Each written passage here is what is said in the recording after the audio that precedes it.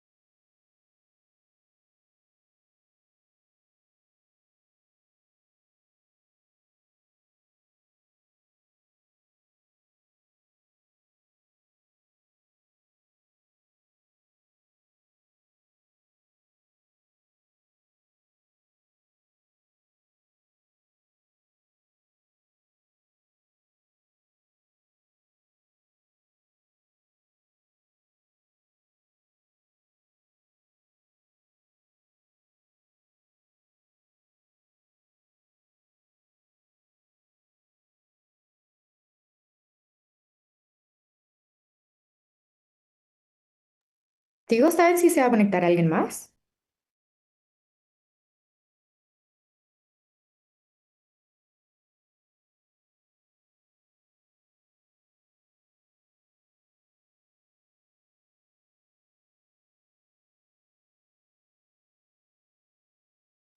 Ya, ok, gracias, vale.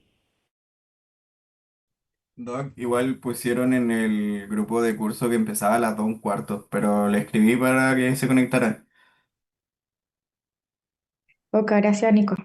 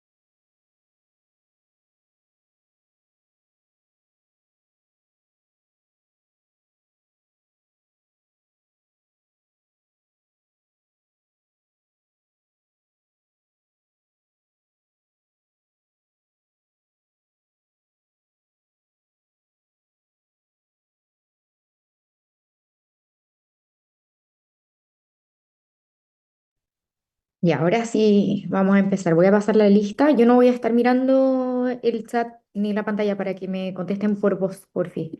Estoy mirando la pantalla del portal. Cata Cuña, Acá. Clau Avendaño, Mayerling Baeza, Ignacio Barrera, Presente. Cristian Beltrán, Belén Blanco, Presente. Jorge Cisnero, Jorge. Presente, profe. Adriano Colarte, Scarlett Colque, Presente, profe. Raimundo Contardo, Catalina Coñecar, Presente. Carla Córdoba, Presente, profe. René Cuello, Presente, doctora. Daniel Dávila,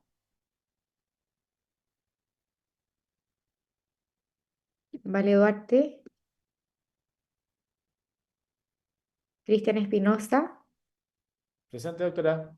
Nico Estolaza, Presente, acá. Javi Fica, Presente. Seba Presente, Figueroa, profe. José González,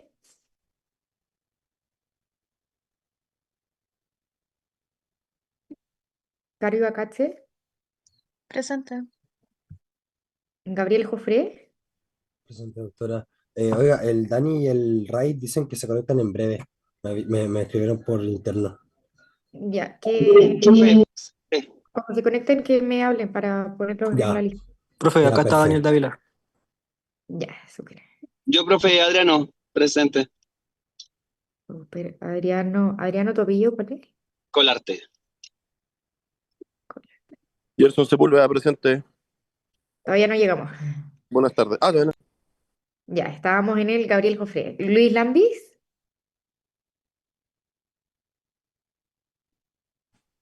Presente, profe. Fran Leiva, Presente, profe. Lucía López, Presente, profe.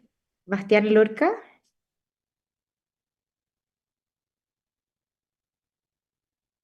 Bastián Luco, Presente, doctora. Ignacio Márquez, Presente, doctora. Elías Medina, Presente, doctora. Matías Michea, Presente, doctora. Daniel Milos,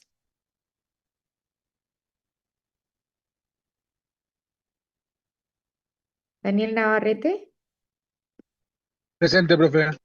Ati Pacheco, Presente, doctora. Luciano Peña, Presente, doctora. Connie Pérez,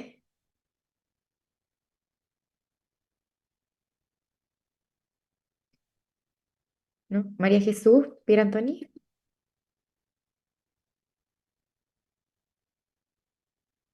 Cristóbal Pizarro, Presente. Leonardo Reyes, Presente, doctora. Sebastián Robles, Presente, profe.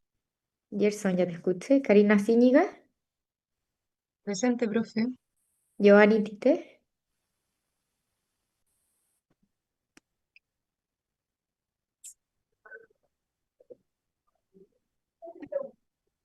Giovanni sí o no, ¿no? Nico Torres, Presente, profe. Creo que escribió en el chat el Giovanni. Sí, escribió en el chat. ya, José Troncoso, Presente, doc. Estoy con la Clau, que no ah, se ya, puede, pero estamos juntas. Estamos juntas. ya, me, Gracias. fal- me falta la Mayerlin Baeza, Cristian Beltrán, Raimundo Gontardo, José González, Bastián Lorca, Daniel Milos, Connie Pérez, Jesús Antoni. Presente. Profe, yo estoy. ¿Quién Yo es? acá, José Miguel González. María Jesús también presente. Aquí, También profe. aquí, Cristian Beltrán. Daniel Milo, igual presente, profe. Doctora, Constanza Pérez tiene campus clínico ahora. Me imagino que Ya, después escuela justificará su ausencia. sí, perfecto. Espérame, me dijeron. ¿La Mayerlin contestó? No. ¿Cristian Beltrán? Está, Sí, profe, está aquí. manejando la Mayer. Va a una oficina, está manejando. tengo entendido. Ya. ¿Y el Cristian Beltrán sí contestó? Sí, profe. Ya. ¿Raimundo? No. ¿El Bastián Lorca? El rey está en campo clínico igual. Ya. ¿El Daniel Milos? Aquí, profe. Ya. ¿Y la Connie Pérez también contestó? No, profe, ella es la que está en campo clínico ahora. Ya, perfecto. Igual Súper. que yo la semana pasada para que me ayude, gracias. Sí. Gracias.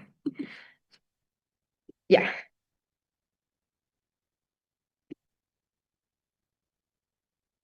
Ya. Ahí sí. A ver si. Ahora Maya ahí contestó. Doctora, ¿podría pedirle por favor el PPT de la semana pasada? ¿Están los dos en la plataforma? Ya, gracias. No, Mayelin, me voy a tener que mandar un correo. Ya se cerró esto. Es que se cierra súper rápido y no me deja modificarlo.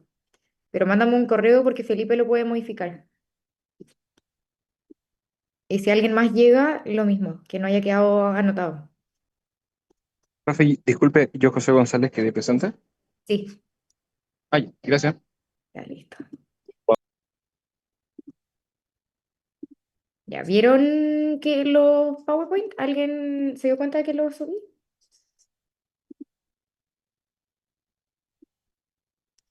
Es solo para confirmar que los vean, que están ahí. Lo sube a la plataforma, al campus virtual, ¿cierto? Al campus virtual y lo puse en insumos pedagógicos.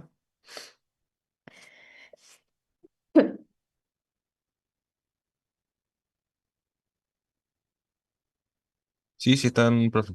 Ya, perfecto, súper. Vamos entonces.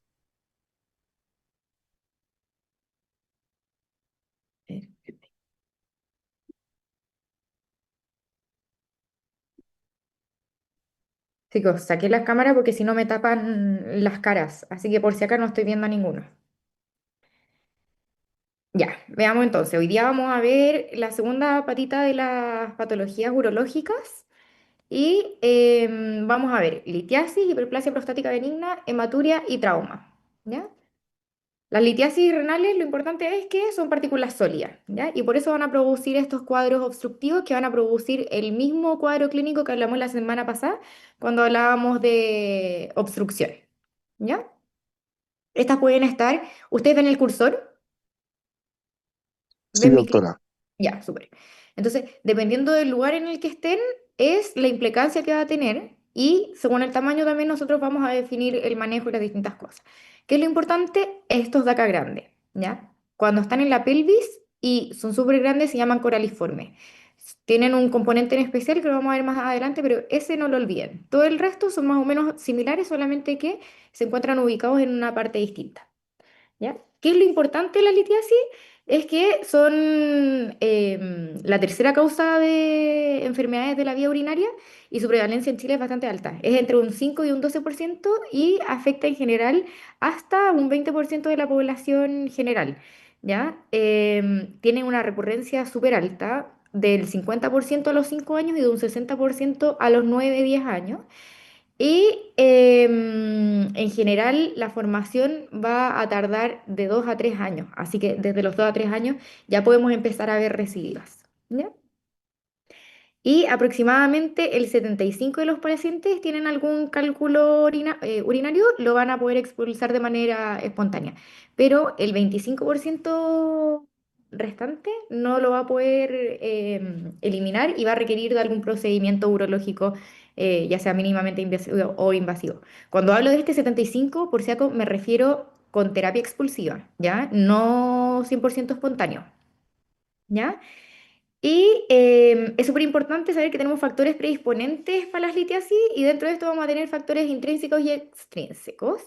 Y en los intrínsecos tenemos la edad. En general estos se van a dar en pacientes entre 20 y 50 años y empiezan a aparecer peri los 30 años, de los 30 años en adelante. ¿Ya? Y son mucho más frecuentes en los hombres que en las mujeres. Menos la cistinuria, que la vamos a ver en un cuadrito más adelante, porque esa es un trastorno hereditario. ¿Ya? Por otro lado, la raza blanca también es más prevalente, que es aproximadamente como 3 a 4 veces mayor que la raza negra. Y también tenemos un 25% de herencia familiar. ¿Ya? Y por otro lado tenemos los factores extrínsecos, que tenemos, por ejemplo, la ingesta hídrica. Cuando tenemos una ingesta muy bajita, tenemos mayor concentración y por ende mayor precipitación y mayor riesgo de poder formar estos sedimentos sólidos que se vayan calcificando según los componentes, ¿ya? Por otro lado tenemos la dieta, que va a depender también de los componentes de nuestra dieta, y por otro lado, cosas más generales como la geografía, el clima, ¿ya? Y tenemos también que hay otros factores que pueden favorecer que se produzcan esto y que no son necesariamente factores extrínsecos, sino que son, por ejemplo, alteraciones más circunstanciales del pH, como tenemos cuando hay infecciones urinarias o que hayan, por ejemplo, disminución de los inhibidores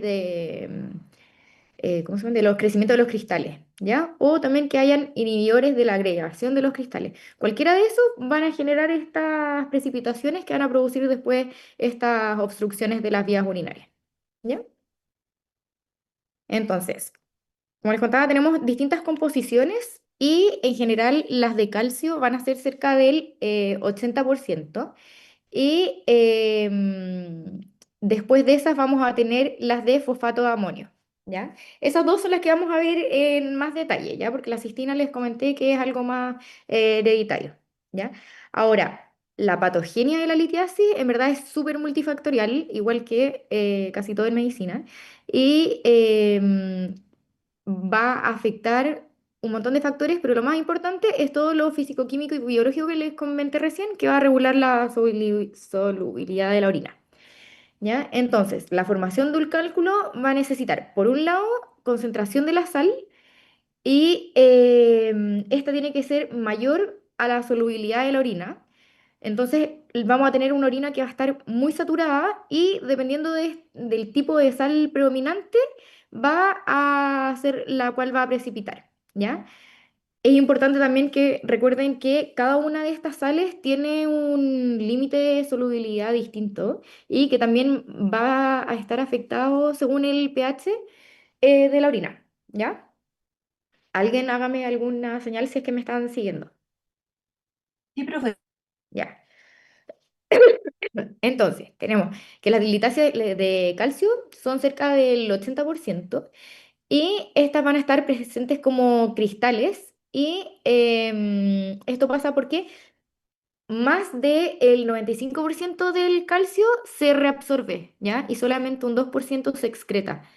¿Ya? Y después el cuarto que vemos ahí, que es el fosfato de amonio, es el que yo les decía que es también importante. ¿Por qué? Porque se produce en general en litiasis que son infecciosas. ¿Por qué? Generalmente por Proteus mirabilis, ¿ya? Y esta, a diferencia de las de calcio, son más frecuentes en las mujeres. Y lo otro es que estas mismas son las que suelen producir las coraliformes que vemos acá, ¿ya? Entonces acuérdense que estas, que son las coraliformes, son las que son por fosfato de amonio y que es producido en general por Proteus mirabilis. Ya.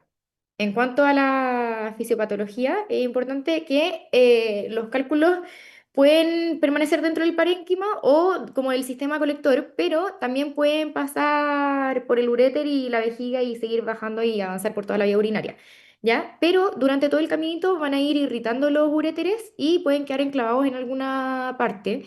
Y ahí van a producir una obstrucción del flujo, y lo más importante es cuando esa obstrucción genere una hirureteronefrosis o una hidronefrosis.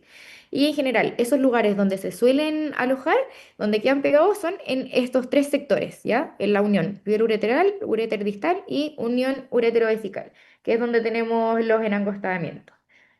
Y como les comenté la semana pasada, nosotros los vamos a dividir por medida, en menores de 6 milímetros y los mayores de 6 milímetros.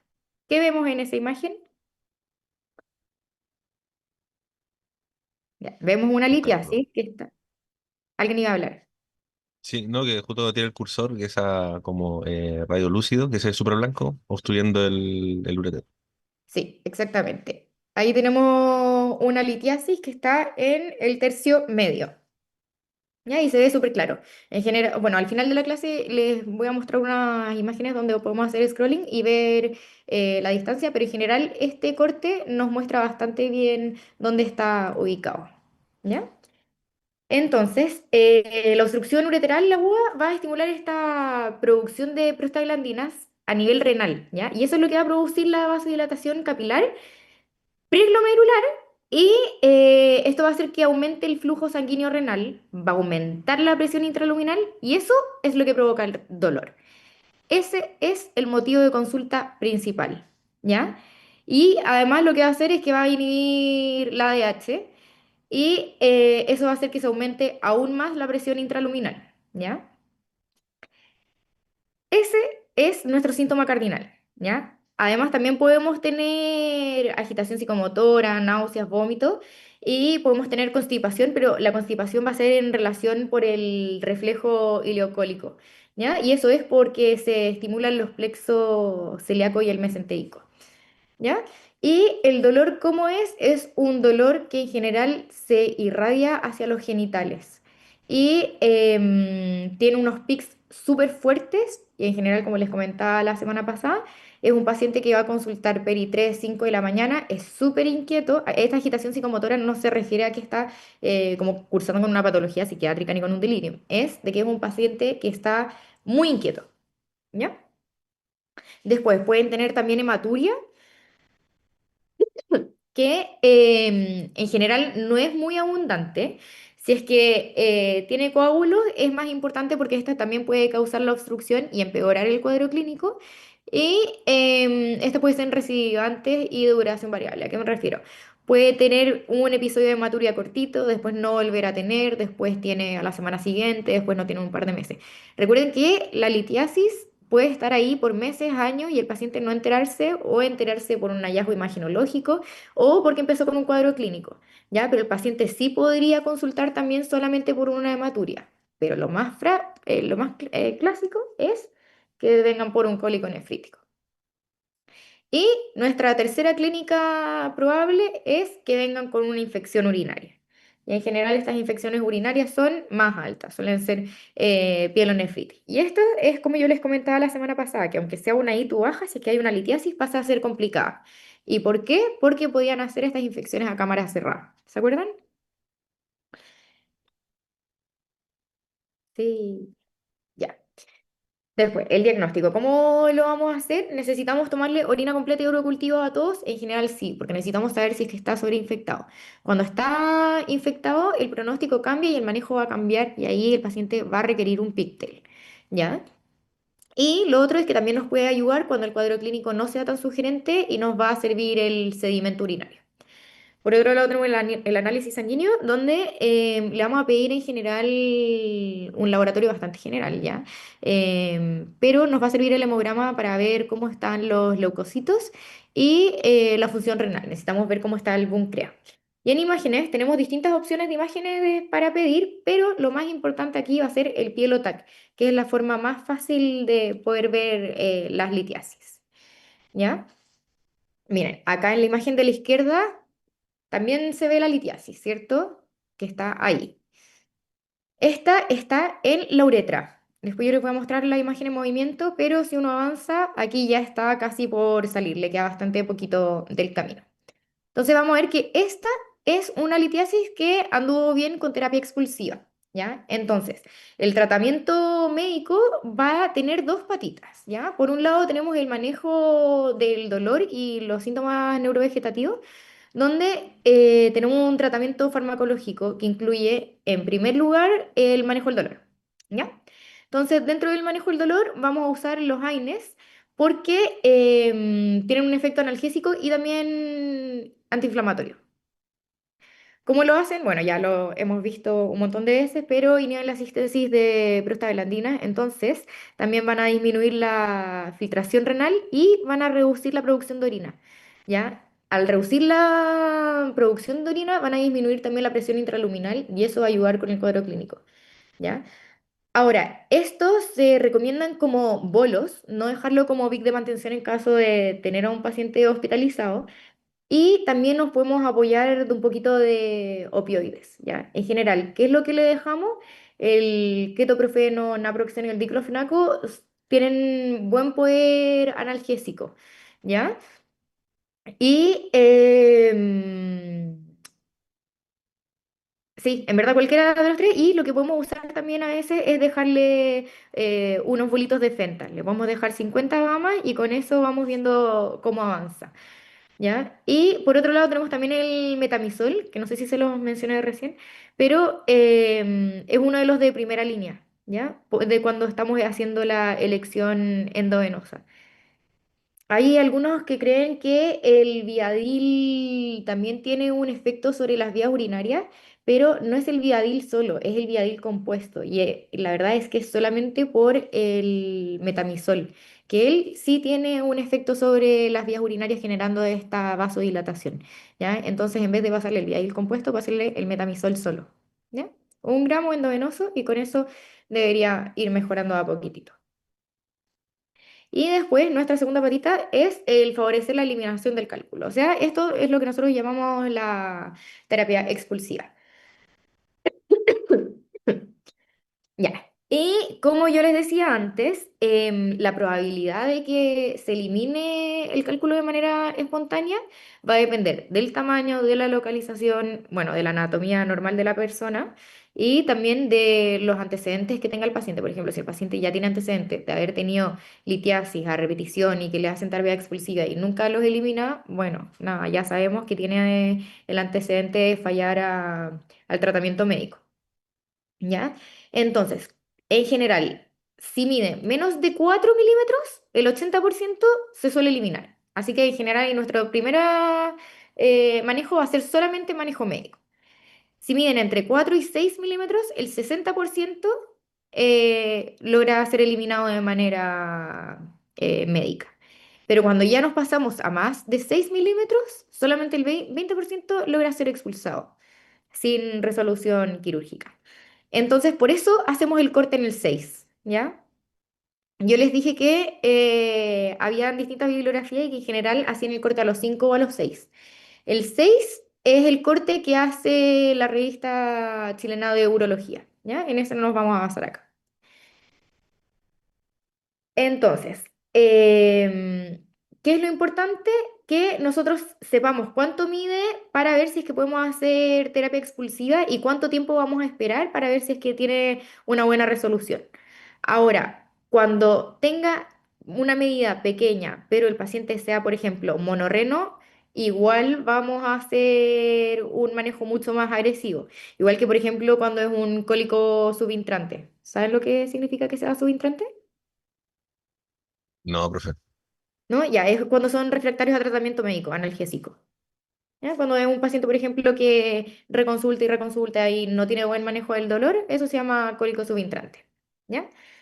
Y también vamos a tener un manejo más agresivo cuando el paciente ya sepamos que tiene antecedente de alguna malformación anatómica o alguna alteración y cuando tenga alguna complicación asociada. Por ejemplo, que esté infectado, que les comenté recién, que ese paciente va a necesitar el pigtail, que el paciente esté anúrico o que su función renal esté deteriorándose.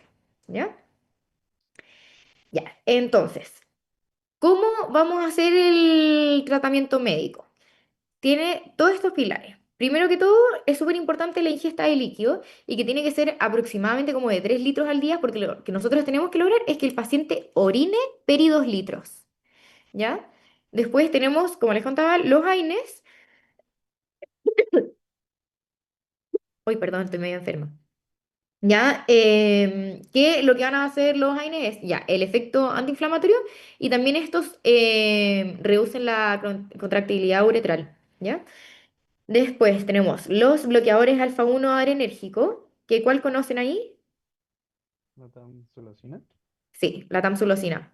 Y de hecho, este es el pilar del tratamiento, ¿ya? Esta es nuestra primera línea, ¿ya? Y lo que hace la tamsulosina es que va a disminuir el peristaltismo del uréter, ¿ya? Entonces va a actuar principalmente en la parte más distal. Por eso cuando son medios distales en adelante, nosotros la tamsulosina la usamos al tiro, ¿ya? Y esto lo que hace es que al dilatar va a permitir que pase más orina y esa misma presión va a hacer que se pueda arrastrar la litiasis, ¿ya?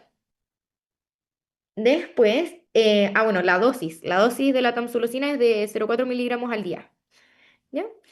Después, tenemos los calciagonistas que lo que hacen esto es que producen como una relajación de la musculatura lisa del uréter.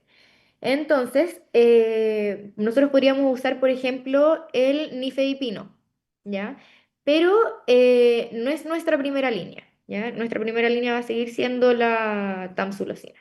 Y por otro lado, tenemos también los corticosteroides, solamente cuando están muy edematosos, ¿ya? Y este no va a servir por sí solo, sino que lo usamos como terapia combinada. ¿Y cuál es el que se usa porque tiene mayor llegada como a la zona urinaria? Es el Deflazacort. La dosis del Deflazacort es de 30 miligramos al día y lo dejamos por 10 días. ¿Ya? Y eso lo dejamos en conjunto con la tamsulosina, que la tamsulosina en general la dejamos como peri 20 días. ¿Ya? El Profe, dutasteride, sí, profe, dime, ¿cuánto era el de Flasacort? es de 30 miligramos.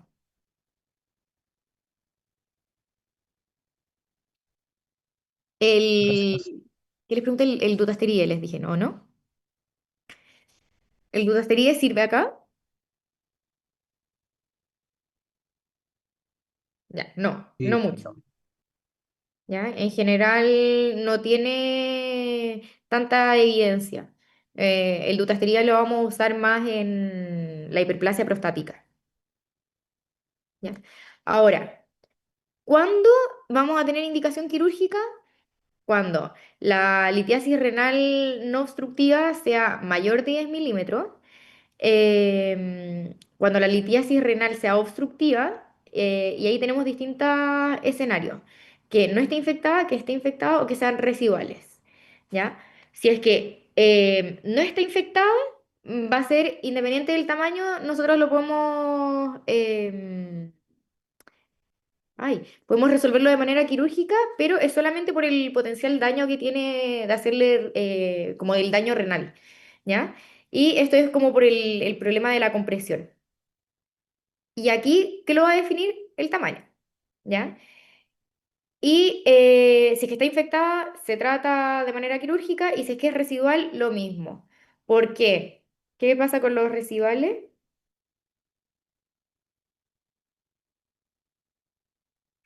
Ya, lo que pasa es que cuando nosotros tenemos pacientes con litosis residual, en general es post ya haberle hecho un procedimiento. Puede ser endoscópico o percutáneo, pero nosotros necesitamos garantizar una cuestión que se llama el estado de stone free, ¿ya? Porque todas como los fragmentos residuales mayores a 2 milímetros, igual tienen probabilidad de generar de nuevo un evento obstructivo.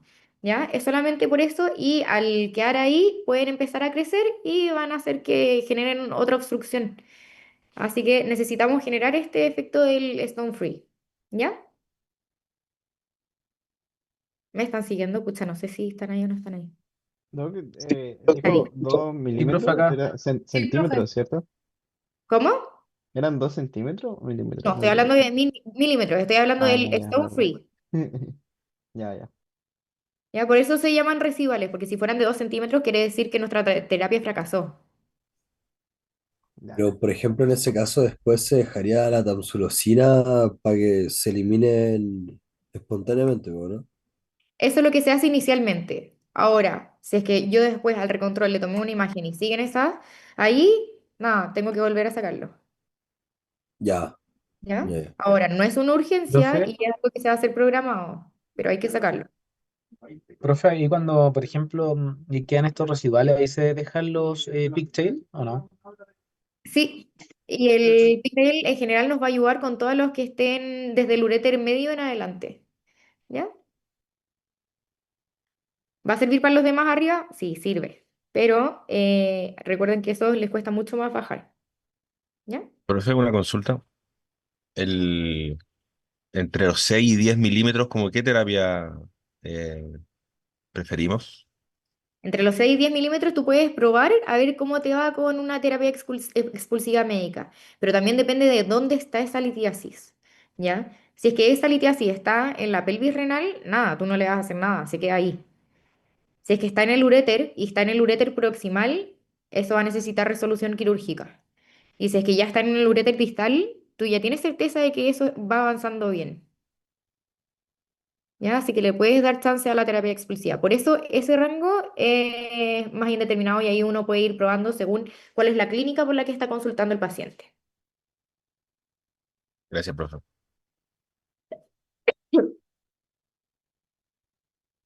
¿Más preguntas?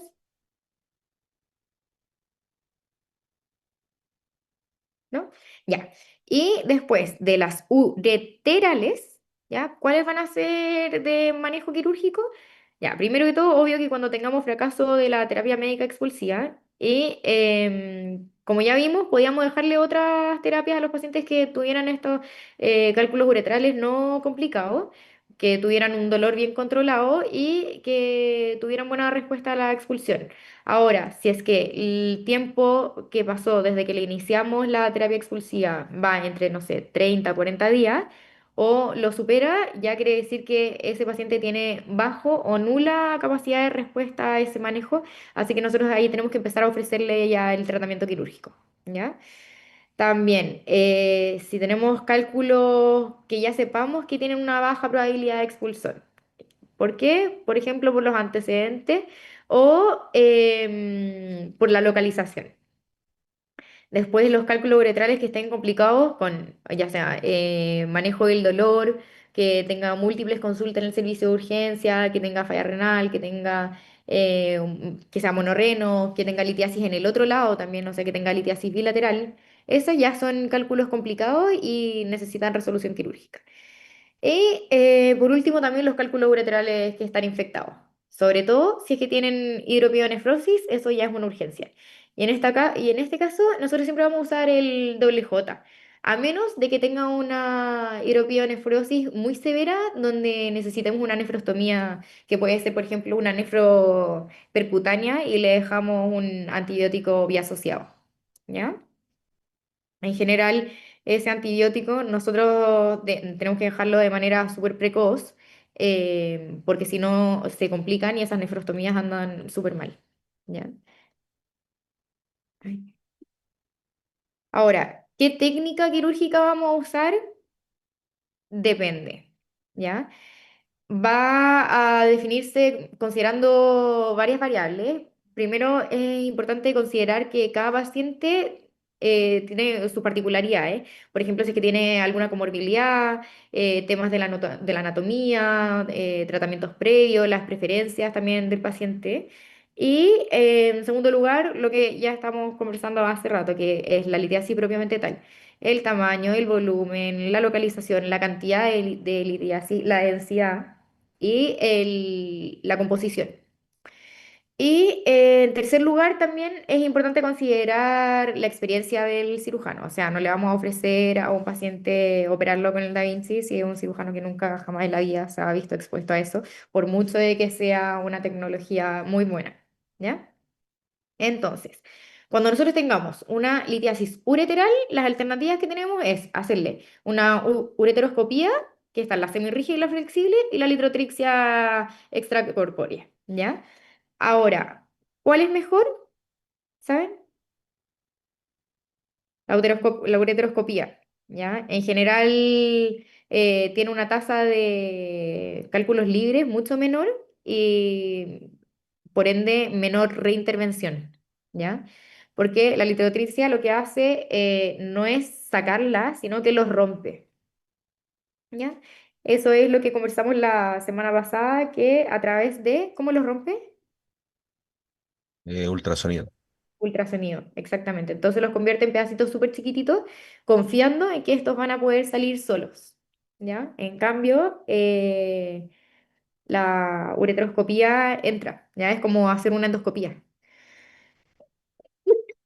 Después, las litiasis que están en el riñón, o sea, las litiasis renales, las alternativas que tenemos es la nefroletectomía percutánea o endoscópica que esa es la flexible, y la litrotripsia extracorpórea, ya. Y aquí, ¿cómo vamos a definir el tamaño también? Cuando son mayores de 2 centímetros, sí o sí tienen que ser percutáneos.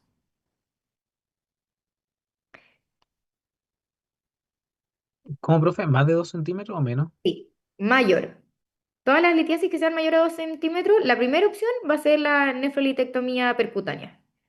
¿Ya? Y aquí esta es al revés que lo otro. Tiene mayor intervención la endoscópica, ¿ya? En los mayores de 2 centímetros.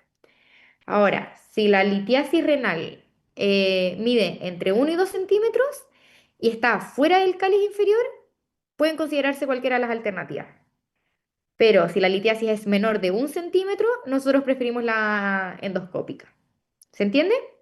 Menor de 1 centímetro, endoscópica. Mayor de 2 centímetros, percutánea. Y entre 1 y 2, nosotros podemos elegir cualquiera de las tres opciones, A, B o C. ¿Sí? Y la cirugía abierta va a ser para casos mucho más específicos. En general ya no se hace tanto. Y es para pacientes que tengan algunas variantes anatómicas donde yo no pueda entrar de ninguna de las otras dos maneras o pacientes embarazadas con alto riesgo obstétrico. ¿Dudas de las litiasis para que pasemos a las hiperplasias? Profe, disculpe, me Bien. faltó anotar la primera. Me quedé en mayor a 2 centímetros, entre 1 y 2 centímetros. Ya. Si es mayor a 2 centímetros, nosotros vamos a preferir la percutánea. ¿Ya? Ya, sí.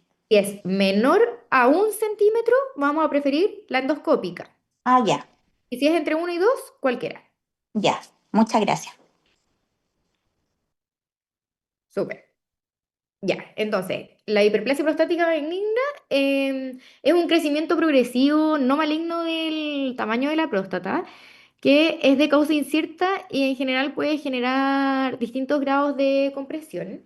Y es una alteración que es bastante frecuente en el hombre y su prevalencia va aumentando con la edad. ¿Ya? Nosotros en Chile no tenemos ningún estudio de prevalencia clínica, pero sí tenemos uno de prevalencia histológica. ¿Ya? Entonces, es importante saber el detalle porque al ser de prevalencia histológica quiere decir que estamos dejando afuera a todos los asintomáticos de los que no han consultado. Estamos viendo solamente los pacientes que ya se sometieron a cirugía. ¿Ya? Pero, según este estudio, donde vemos la prevalencia histológica, nos dice que esta va creciendo de como peri hasta un 8% en los hombres treintañeros, entre 40 y 50 en los de 50 y 60 años y sobre 80% en los mayores de 80 años. Ya, ¿por qué es importante esto? Porque tiene una prevalencia que va aumentando con la edad del paciente y el incremento de la expectativa de vida ha hecho que esta condición sea muy prevalente y que sea muy importante para los hombres. ¿Por qué? Porque tiene un impacto súper negativo en la calidad de vida. ¿Ya? Así que es nuestro segundo motivo de consulta. Ya hablamos recién de las litiasis, que era el tercero, ¿cierto? La hiperplasia prostática, el segundo. ¿Y cuál es la primera? La vimos la semana pasada. Las infecciones. Ya.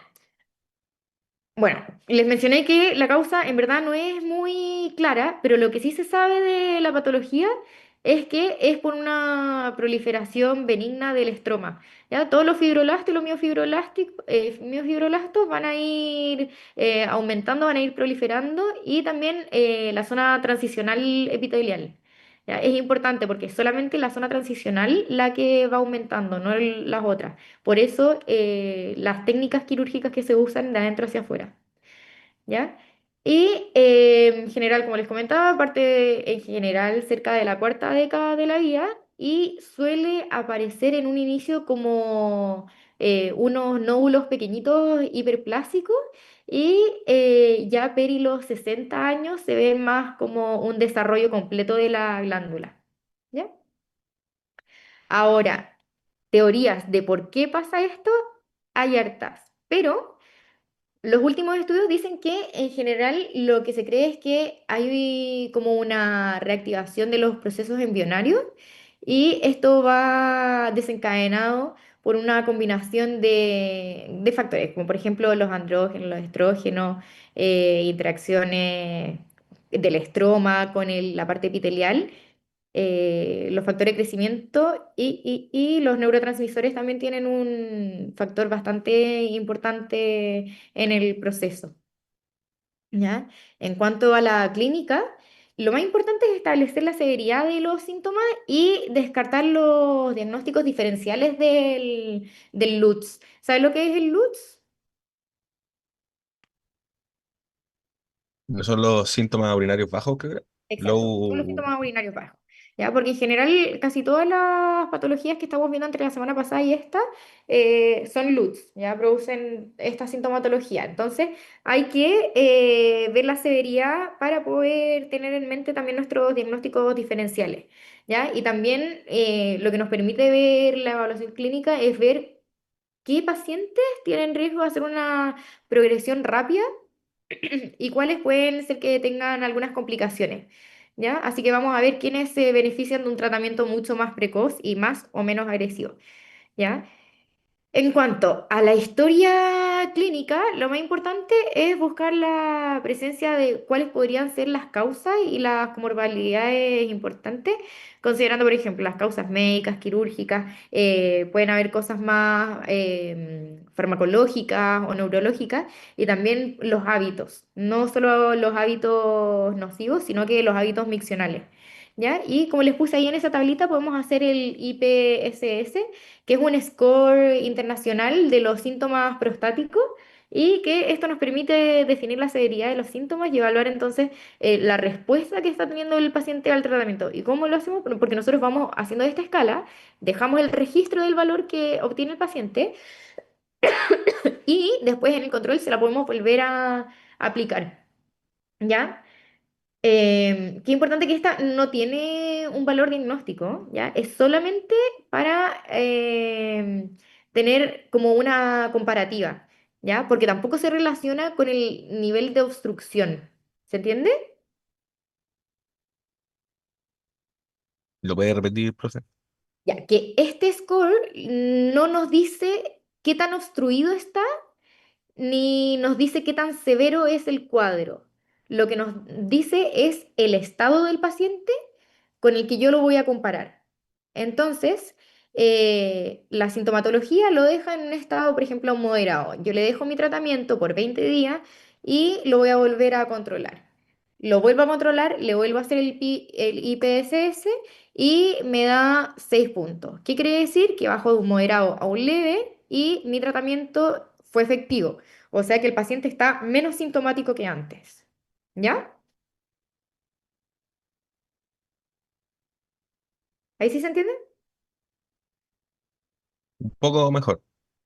Mira, lo que pasa es que este score lo que hace es que te hace 7 preguntas, ¿ya? Y todas estas preguntas son sobre síntomas miccionales, pero no todos los síntomas te hablan de severidad de la obstrucción, sino que te hablan de la sintomatología del paciente, ¿ya? Ya, ya.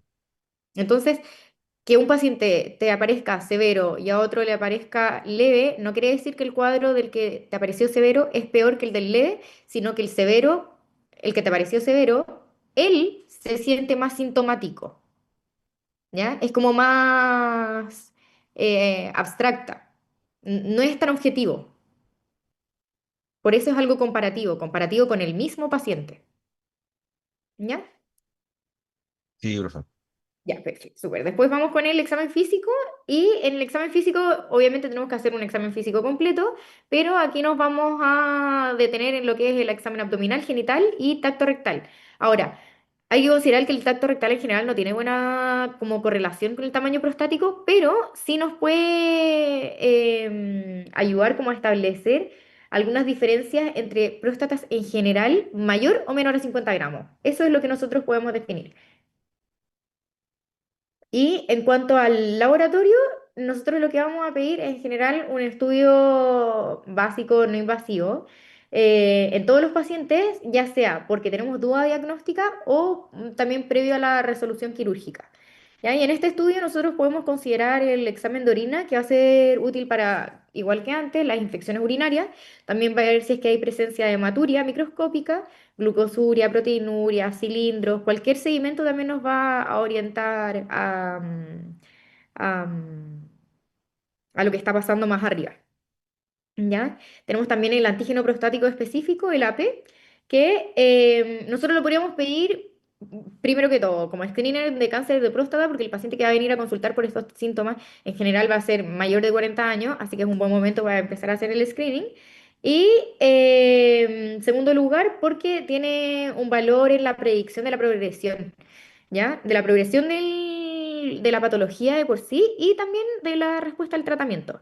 Entonces, por ejemplo, en un paciente que no tiene cáncer de próstata, el AP nosotros sí lo podemos relacionar con el tamaño prostático.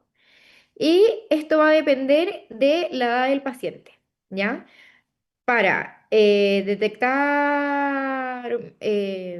un paciente con una próstata mayor de 40 ml, en general nosotros vamos a considerar un valor de AP para un paciente mayor de 50 años, 1,6, mayor de 60, 2 y mayor de 70, 2,3, ¿ya?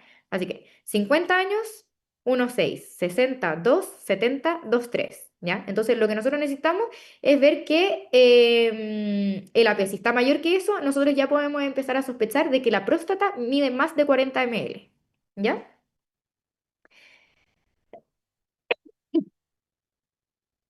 Bueno, y además, como en estos casos sí nos puede hacer una relación con el tamaño, va a predecir los cambios de sintomatología. ¿Qué más le podemos pedir? Ya, la creatinina, porque nosotros necesitamos ver si es que el paciente está con un cuadro obstructivo, cómo está el riñón. Una ecovesicoprostática, que lo que nosotros queremos medir con la ecovesicoprostática es el residuo postmiccional y también medir el tamaño de la próstata. ¿Cómo se puede hacer? Se puede hacer transabdominal o transrectal. La transrectal tiene mucho mejor sensibilidad, ¿ya? En general la medición va a ser mucho más precisa. Y por último, tenemos la uroflujometría, pero esa no la vamos a pedir nosotros, la va a pedir el especialista, por eso está con asterisco. Y este es un estudio que es no invasivo y esta sí también permite evaluar y cuantificar como la micción basal y el postmiccional. Aparte, ¿qué es lo importante de este? Que nos ve el flujo, ¿ya? El flujo y cómo es con el tiempo. O sea, este nos genera el resultado lo muestra en una curva. Entonces es como la fuerza del chorro va disminuyendo con el paso del flujo. ¿Se entiende? Sí, profe. Ya, ahora, ¿cuál va a ser el tratamiento? Ya, primero que todo, tenemos aquellos en que nosotros podemos observar y hacer una educación. Y la educación, bueno, primero que todo es súper importante decirle a los pacientes que esto es un proceso benigno y tranquilizarlos en que esto no es un cáncer, ¿ya? Pero que sí requiere un control periódico, nosotros lo podemos hacer evaluando el recibo postmiccional, haciendo el IPSS, tomándole AP seriado. También hay que decirle al paciente que necesita hacer cambio en el estilo de vida, por ejemplo, en la noche que no tome tanta agua para que no tenga sintomatología urinaria al momento de dormir. O, por ejemplo, cuando tenga que ir a lugares públicos, evitar o disminuir la cantidad de cafeína o alcohol, que cuando vaya a orinar, que lo haga de manera relajada, que no esté apurado. Se les dice también que tienen que hacer como se llama ordeño uretral final. ¿Ya? Lo que hace esto es evitar el goteo postmiccional. Entonces, el paciente cuando está terminando de orinar, cuando ya siente que van a empezar a salir solamente gotitas, tiene que hacer como que está ordeñando. Así. Y eso hace que después el paciente no siga goteando. ¿Ya? Y ¿qué más? Obviamente el sobrepeso, frío, estrés, nerviosismo, la constipación, realizar actividad física. Después tenemos el punto 2, nuestro tratamiento médico, que aquí tenemos, en primer lugar, los bloqueadores adrenérgicos alfa 1, que lo que hacen esto es que van a ir corrigiendo como el componente dinámico de la obstrucción a la salida de la vejiga, o sea, van a relajar el músculo liso pero en la parte del cuello de la vejiga, ¿ya? Entonces, de ahí hacia abajo se va a producir la dilatación que permite que pueda pasar el pipí y que no generemos una estasia, ¿ya? Esta es nuestra primera línea de tratamiento, ¿ya? ¿Y cuál es la dosis? La vimos recién. 0,4 0,4. al día. Exactamente. 0,4 miligramos al día vía. Esa se la dejamos de manera permanente, a diferencia de la litiasis que se la dejábamos por 20 días. Después el segundo, los inhibidores de la penta-alfa reductasa, que aquí tenemos como ejemplo el dutasteride. ¿Y qué es lo que hace este? Inhibe la enzima. Relaja- Ah, ya. No, pero, ¿y el que relajaba el peristaltismo era la tamsulusina? Sí, Ya, perfecto. ¿ya? Y acá tenemos el dutasteride y también está el finasteride, ¿ya? Y estos van a hacer que se reduzca el tamaño de la glándula prostática. Así que este se usa en conjunto con el anterior, no se usan por separado.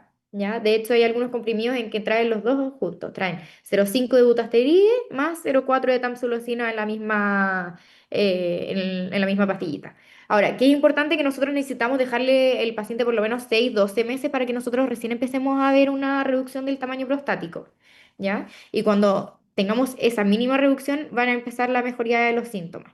Entonces, la tamsulosina va a tener un efecto mucho más inmediato y el dutasteride va a tener un efecto más a largo plazo. ¿Ya? Y después tenemos como tercera opción los antagonistas de los receptores muscarínicos, que estos van a actuar bloqueando el neurotransmisor de la acetilcolina, ¿ya? Entonces, esto lo van a hacer en el sistema nervioso central como en el periférico. Y lo que a nosotros nos importa de esto es que van a disminuir la contracción vesical. ¿Ya? Si bien nosotros tenemos muchos más receptores M2, los M3 son los que nos importan aquí. Y esto los inhibe súper bien, ¿ya? Entonces, ¿cuándo vamos a usar la oxibutinina?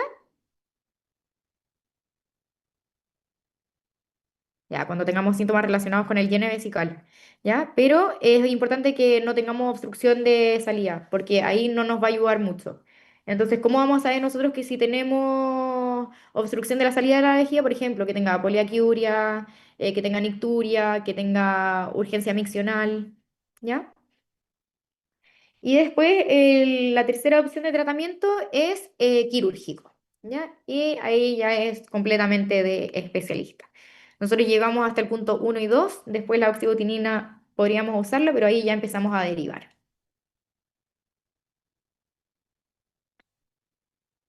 ¿Qué vemos aquí? Espera, terminamos con hiperplasia prostática. ¿Tienen alguna duda?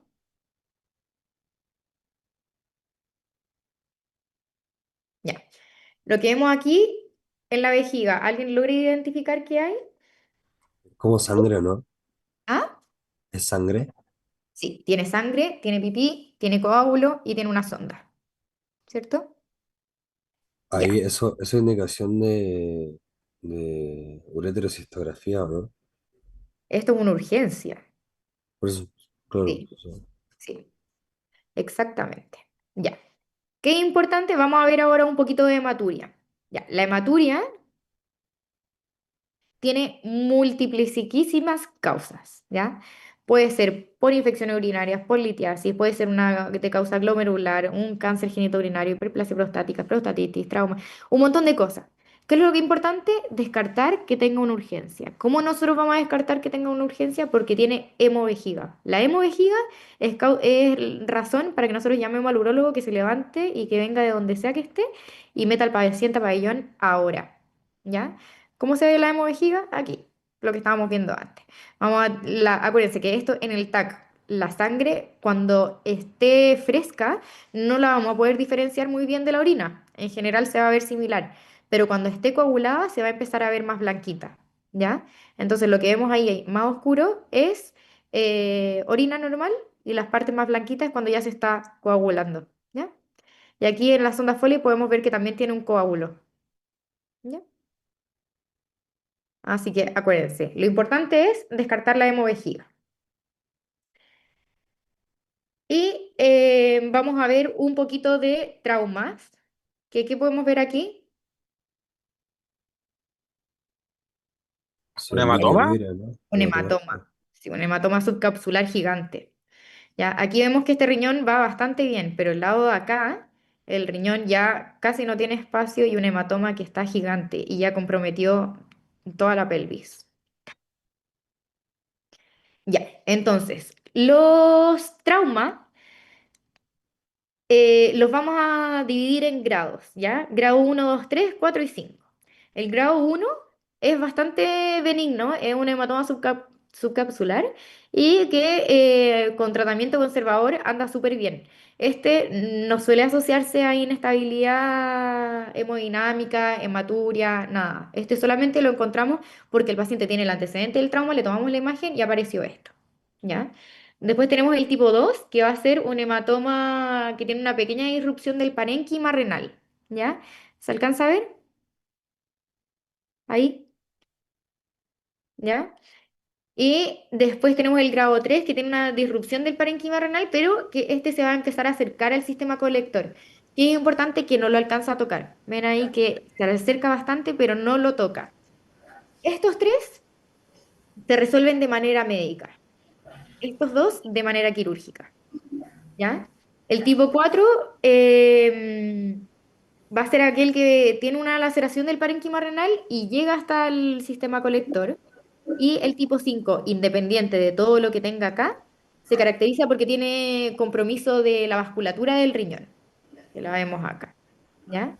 Aquí ven que no están comprometidos los vasos. Aquí sí.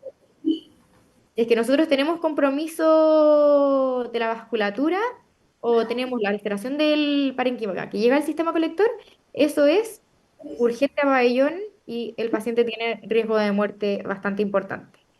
Ahora, estos se hacían antiguamente siempre en nefrectomías. Ahora se pueden hacer algunos drenajes, o sea, algunos drenajes, algunas intervenciones por radiología intervencional que resuelven la parte vascular y se resuelve esto aparte. Es como que entran los dos equipos en conjunto. Entra radiología intervencional vascular con el equipo de urología a ver el tema del riñón. Ahora, ¿se puede cortar, hacer una frectomía parcial? Sí. Es mejor que me quede con un pedacito a que no me quede con nada. ¿Ya? Ahora vamos a ver las imágenes que estábamos viendo.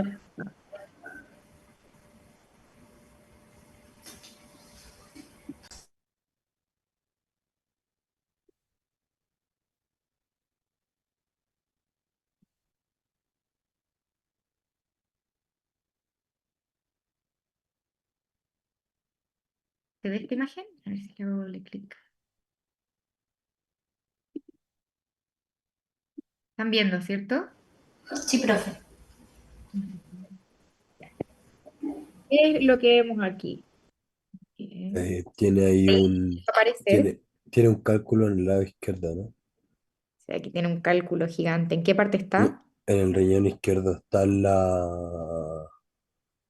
como En la, entrando a la en la pelvis, ¿no? pelvis. Está en Está la como pelvis. Y ahí esto es lo que yo les hablé al principio, que no los olvidaron.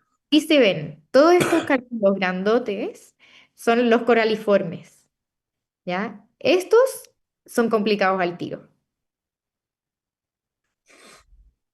¿Ya? Y nosotros vamos a ir avanzando y si lo vemos en un corte simple, solamente vamos a ver ahí, pero si vamos moviéndonos, vamos a ver lo que está a lo largo de toda la pelvis.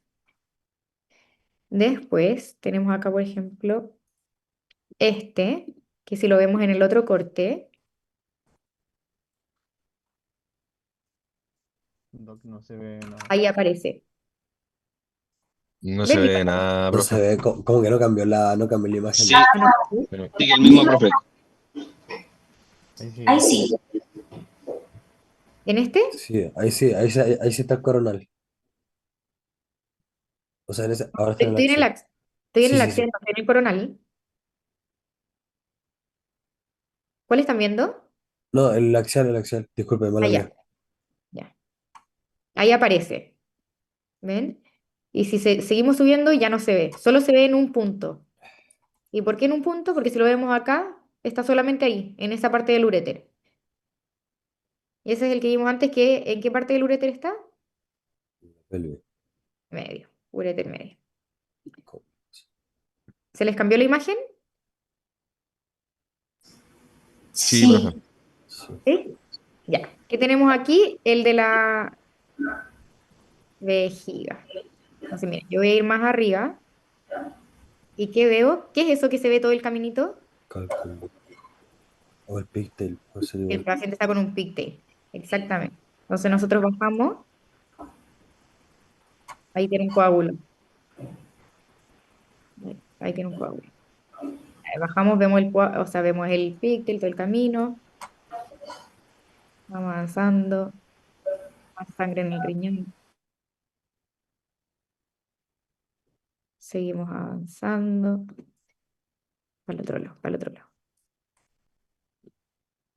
Profe, el drama infinito es cuando al pigtail se le hace un coraliforme, ¿o no? ¿Cómo?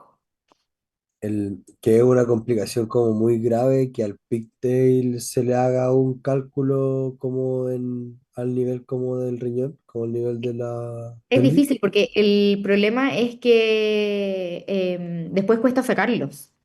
Ya, Me estoy moviendo por acá. Ya. Seguimos bajando, bajando, bajando y va a empezar a aparecer. Ahí está. ¿Qué tenemos ahí? ¿Qué empezó a aparecer? la vejiga. La vejiga, ¿ven? Y ahí vemos coágulos, coágulos. Esta es la imagen que yo les mostré antes, solamente que en movimiento. ¿Ven que está llena de sangre? Tiene orina y sangre. Y tiene burbujas de aire.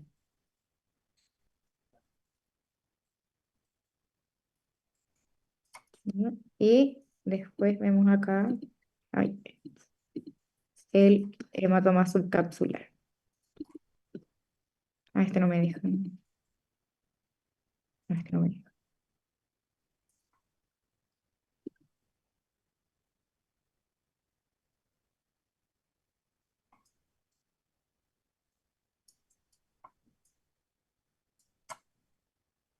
Se les cambió, ¿cierto?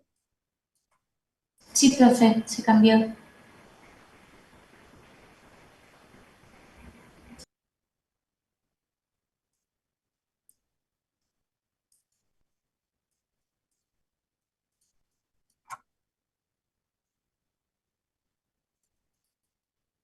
Avísenme si ven la litia, sí.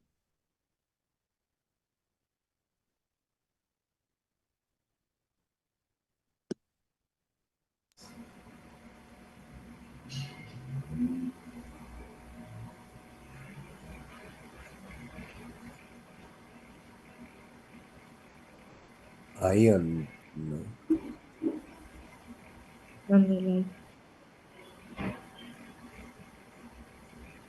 está muy seco?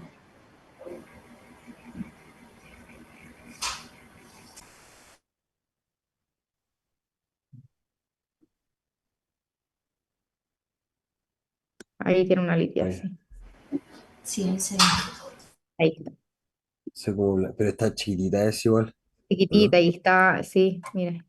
Y Pequeña, está pequeña. adentro de la peli y esa no hace nada. No le vamos a hacer nada. Va a quedar ahí. Ya, ¿aprendieron a verlas? Sí, en el fondo son pelotitas que brillan en el uréter o en la vía urinaria, ¿no? Sí. Sí. Ya, ¿dudas? No, profe, súper claro. ¿Sí? ¿Seguros? ¿Todo claro? Sí, Hablen profe. ahora con la CP Sí, que tienen para la próxima, la próxima próxima clase. ¿Es control o DEPA? Son todas pruebas. Igual que Prueba, prueba. igual que la vez pasada, ¿por cierto? Igual que la pasada. Sí. Ya. Profe, otra cosa, la clase queda grabada, pero ¿dónde después puedo recuperarla? O sea, para verla, Creo que la ¿de pueden nuevo? sacar del portal Del mismo campus. Ya, perfecto. En el del campus, en la campus. parte de arriba, hay como una parte que dice grabaciones. Ya, bueno. ¿Ya? Ya, chicos, que les vaya bien en su prueba. Vale, doctora. Buena Profe, tarde. Chao, Ya, profe, profe. gracias. Vale, profe, gracias, nos vemos. Gracias, profe. Chao. Gracias, Profe. Profe,